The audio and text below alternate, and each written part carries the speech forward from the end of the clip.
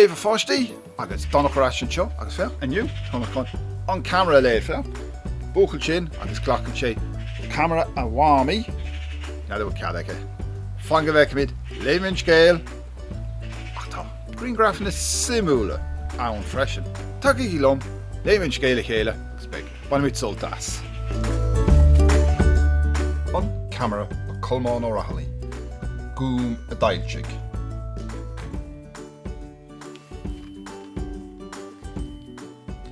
Bernie Prendergast a Washik.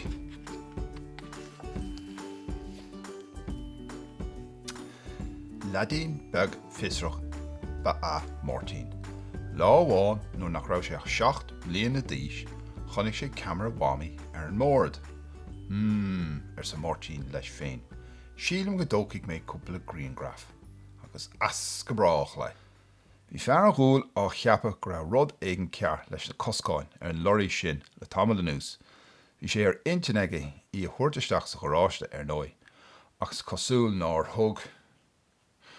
Ó, feachs do chailte chud gúil freisin.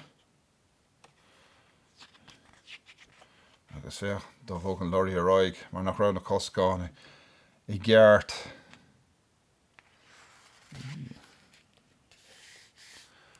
Seo é séimi agus ag teach do bhaile tar éis pápéir na maine a cheannach.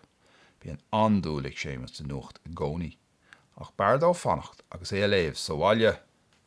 Ó, feachta hit sé seach sa fáil. Bum! Sin na chápín fáca. Feach ar agus é siú le bhaile agus an dúil mór agus san na nuachtáin. Agus ní hacha sé an páil go dtí gur hit sé steach ann. Dé go raibh sé sin píonmhar. Cad a cheapan sibh se.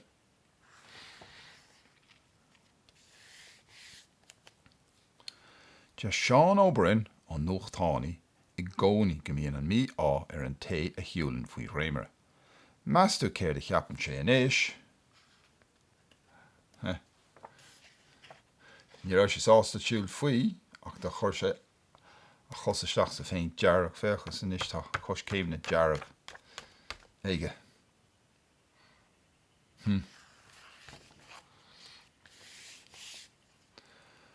Fear mór ubre é Donach. Ag scoilte bloc aimimid atá sé aniu. Ach ní dócha go raibh sé geisteige é sinna dhéanamh. Feach cad a rinne sé. Feach ní cad a ri... Ó, sin grianghraf má feach. Ó, dimí bhór an rud de hit sé de tilil sé agus tá sé tréis an inneoga scris. Oops. Déan go méid sé driblóid. Ó, cé hí seo ag teacht, mami atá ann agus níl cobar ó hásta orthaí. Ó well, sin dearg go fóil le Máirtín an ghrianghrafadóir. Ó, sin ceann ítach é. Níl mami sonna sásta in éair. Ó, tá sé driblóid níos, is mami á chuirsa bhaile. Ach tá ghlac sé cúpla grianghraf má, cad a cheapan sibh? Sin cheamara.